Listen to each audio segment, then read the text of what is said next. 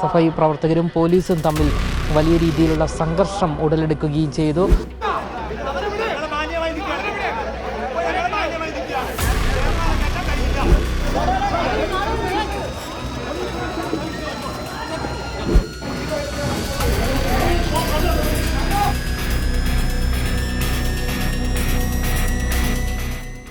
നമസ്കാരം. വിവാദമായ കാവിക്കൊടിയേന്തിയ ഭാരതാംബയുടെ ചിത്രം ഇപ്പോൾ രാജ്ഭവന് പുറത്തേക്കും എത്തിയിരിക്കുകയാണ്. കേരള സർവകലാശാലയിലെ സെനറ്റ് ഹാളിൽ ഒരു പുസ്തക പ്രകാശന ചടങ്ങിൽ, അതായത് അടിയന്തരാവസ്ഥയുടെ 50 ആണ്ടുകൾ എന്ന പേരിൽ ശ്രീ പത്മനാഭ സേവാ സമിതി കേരള സർവകലാശാലയുടെ സെനറ്റ് ഹാളിൽ സംഘടിപ്പിക്കുന്ന പരിപാടിയിലാണ് ഇത്തരത്തിൽ കാവിക്കൊടിയേന്തിയ ചിത്രം സ്ഥാപിച്ചിരിക്കുന്നത്. ഇതിനെതിരെ വലിയ രീതിയിലുള്ള പ്രതിഷേധവുമായി ഇപ്പോൾ SFI പ്രവർത്തകർ രംഗത്ത് വന്നിരിക്കുകയാണ്. SFI പ്രവർത്തകരും പോലീസും തമ്മിൽ വലിയ രീതിയിലുള്ള സംഘർഷം ഉടലെടുക്കുകയും ചെയ്തു.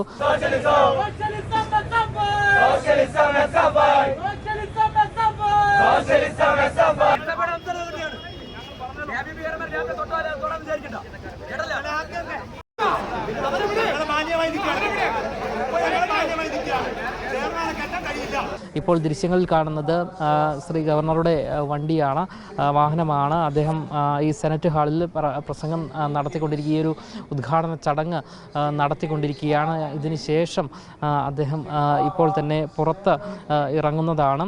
എന്തായാലും ഈ ഒരു ചടങ്ങിന് മുൻപേ വലിയ രീതിയിലുള്ള സംഘർഷം ഉടലെടുത്തു. ഇവിടെ കുറേ BJP പ്രവർത്തകരും തമ്പടിച്ചിരുന്നു. എന്നാൽ അവർ ഈ ഒരു പരിപാടിയിൽ പങ്കെടുക്കുകയും തുടർന്ന് SFI പ്രവർത്തകർ ഈ ഒരു പരിപാടി അലങ്കോലപ്പെടുത്താനുള്ള ശ്രമം നടത്തുകയും ചെയ്തു. ഇതിന് പിന്നാലെ പോലീസ് ചില SFI പ്രവർത്തകരെ അറസ്റ്റ് ചെയ്ത് നീക്കാൻ ശ്രമിച്ചിരുന്നു. എന്നാൽ ഇവർ അറസ്റ്റിന് വഴങ്ങിയില്ല. നമുക്ക് ദൃശ്യങ്ങളിലെല്ലാം തന്നെ അത് കാണുവാൻ സാധിക്കും. എന്തായാലും അല്പസമയത്തിന് ശേഷം ഈ പരിപാടി കഴിഞ്ഞ ഗവർണർ രാജ്ഭവനിലേക്ക് പോകും. ഇതിനിടയിൽ എന്തെങ്കിലും സംഘർഷാവസ്ഥ ഉടലെടുക്കുമോ എന്ന് പറയാൻ കഴിയില്ല. എന്തായാലും വലിയ രീതിയിലുള്ള പോലീസ് സന്നാഹമാണ് കേരള സർവകലാശാലയ്ക്ക് ചുറ്റും ഒരുക്കിയിരിക്കുന്നത്.